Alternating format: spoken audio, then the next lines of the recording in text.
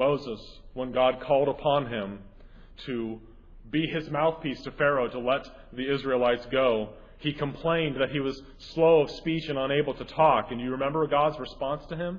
He said, "Who made man's mouth?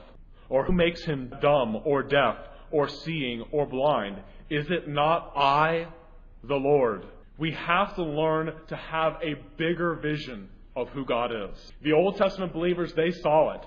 And Moses was told directly, "Moses, I'm the one who gave you your mouth. The reason that a person is able to speak well or they stutter, whether they're deaf or dumb, whether they can see or are blind, is completely and entirely of God." He told Moses that that was the case.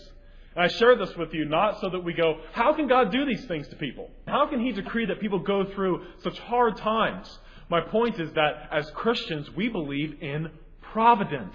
We believe that God is sovereign over what happens. We don't chalk up part of our life to God and the other part to chance. We see that God has a decree. He is sovereign over all things.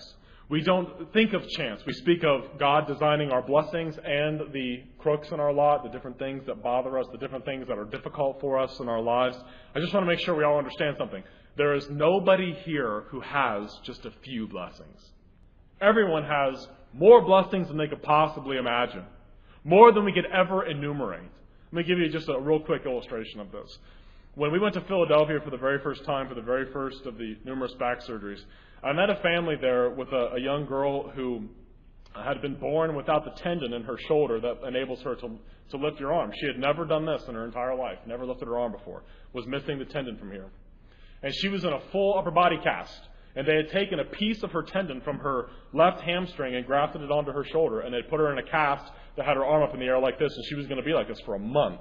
And then they were going to take it and work it and make it eventually stretch out. And she'd be able to lift her arm.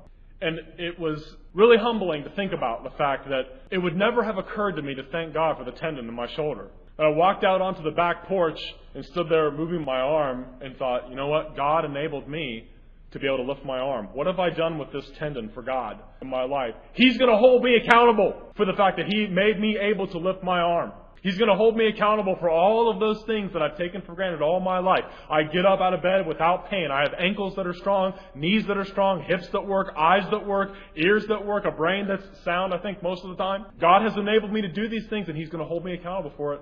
It's like God was saying, I made your arm so that you could lift it. What have you done with it for me? What kind of a return on my investment am I getting for giving you that tendon that I, in my sovereign providence, withheld from that little girl?